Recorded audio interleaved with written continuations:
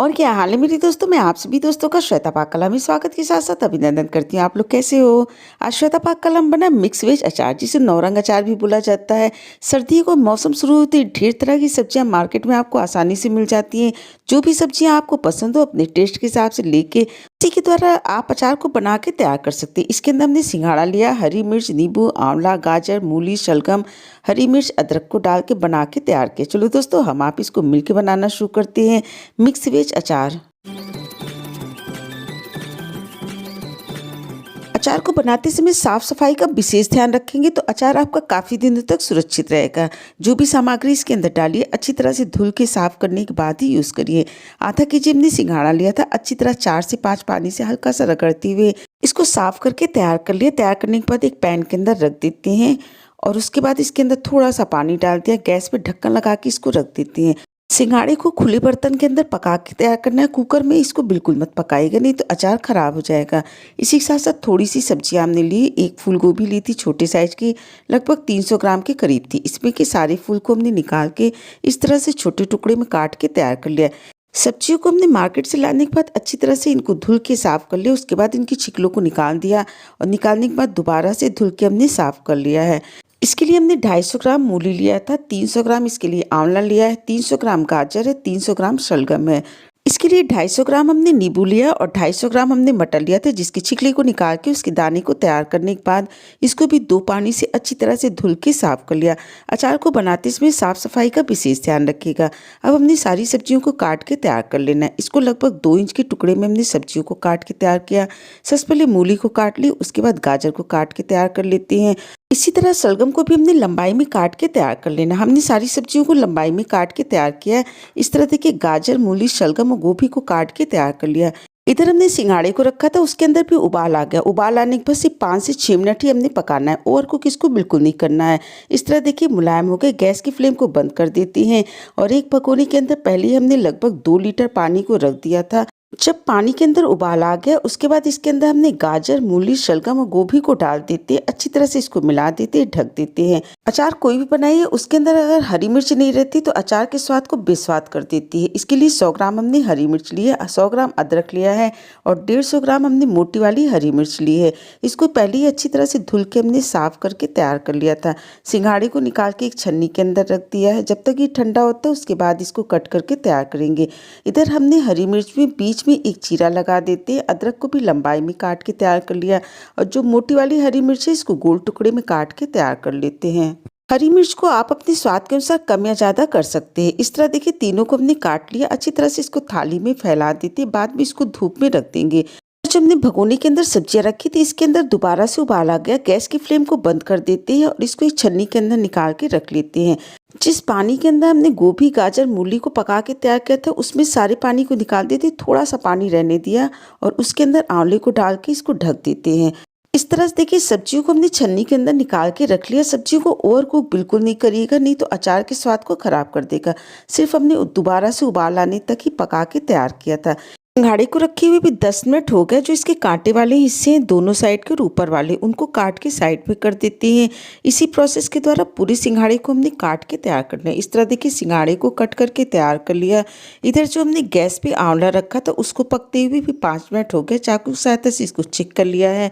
अब इसके अंदर नींबू को डाल देते हैं और डालने के बाद गैस की फ्लेम को बंद कर दिया। ढक के इसको 5 मिनट के लिए रहने देते हैं। बीच में एक बार इसको अच्छी तरह से मिला देते हैं और दोबारा से इसको ढक देते हैं। हमने इसको नींबू को पकाना नहीं, सिर्फ गर्म पानी के अंदर आंवले के साथ डाल दिया है।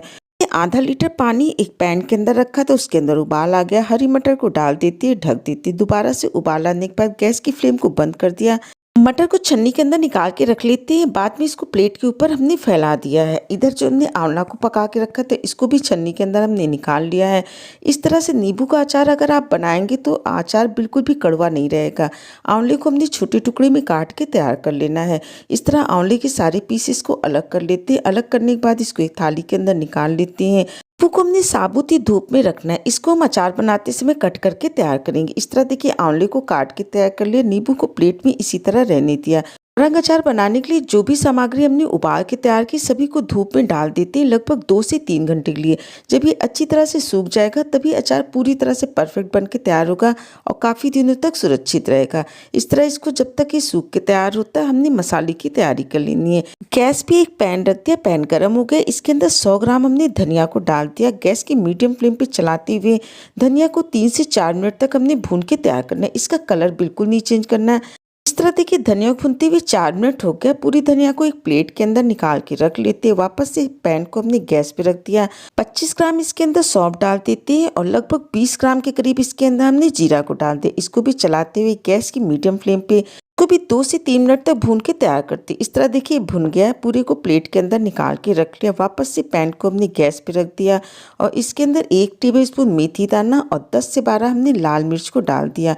गैस की मीडियम फ्लेम पे चलाते हुए 1 मिनट तक हमने भून के तैयार कर लिया। उसके बाद इसके अंदर 25 ग्राम राई को डाल देते हैं। इसको भी चलाते हुए लगभग 1 से 1.5 मिनट तक भून के तैयार कर लेते हैं। राई बहुत जल्दी भुन जाती है। इस तरह देखिए मसाले भून के तैयार हो गए। इसको भी थाली के अंदर हमने निकाल के रख लिया। आप चाहें तो इसके अंदर काली वाली सरसों या पीली वाली सरसों का भी इस्तेमाल कर सकते हैं राई की जगह। इसको रखे हुए लगभग 5 से 6 मिनट हो गए। ये थोड़ा सा ठंडा हो गया, अच्छी तरह से मिला दिया। अब हमने मिक्सी के जार के अंदर इसको आधे को डाल देना है और इसको दरदरा पीस के तैयार करना है। बहुत ज़्यादा बारीक इसको मत करिएगा।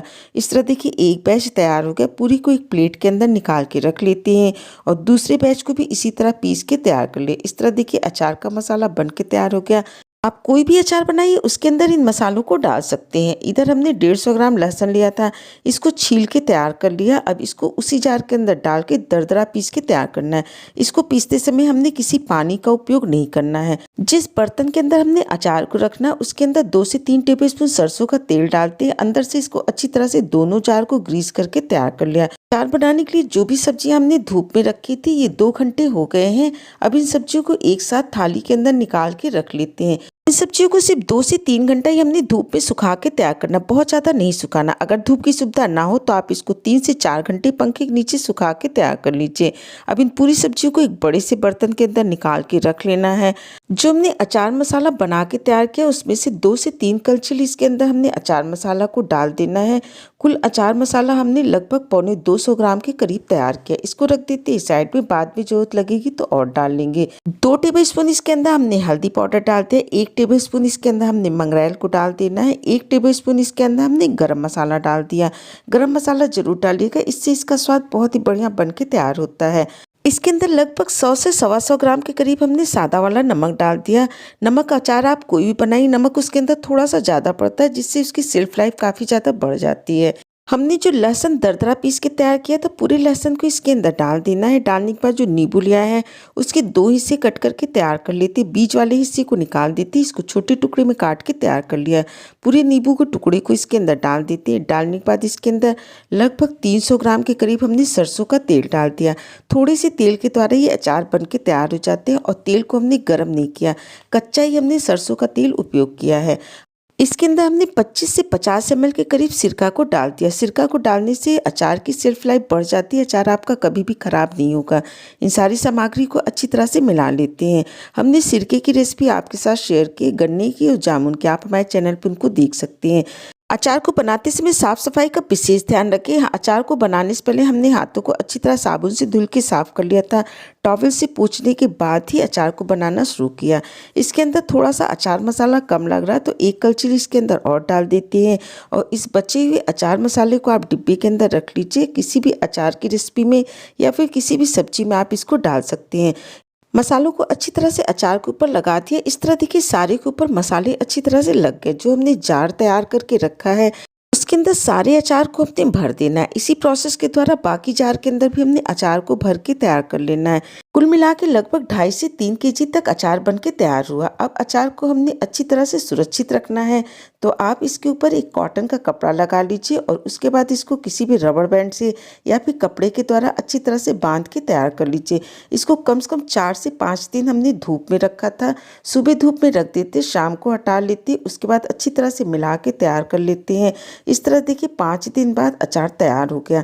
पूरे अचार को एक थाली के अंदर निकाल लेते हैं। निकालने के बाद इसको दोबारा से अच्छी तरह से मिला लीजिए और एक बार आप इसको खा के चेक कर लीजिए। अगर इसके अंदर नमक कम हो तो थोड़े से नमक की मात्रा को और मिला लीजिए। इस इस तरह देखिए 5 दिन बाद नौरंग अचार बनके तैयार हो गया। जो भी अचार आपको पसंद हो अपने टेस्ट के हिसाब से अपने खाने में शामिल कर सकती हैं। सारे अचार को निकाल के हमने प्लेट में आपको दिखा दिया है और इस तरह से ये अचार बनके तैयार हुआ। वापस से इस पूरे अचार को हमने जार के अंदर रख देना है और जिस अचार को आप यूज़ करना हो उसको छोटे जार के अंदर निकाल के रख लीजिए। जो भी जार आपको स्टोर करके रखना हो उसके ऊपर आप थोड़ा सा नमक को डाल दीजिए, ढक्कन लगा के इसको रख दीजिए।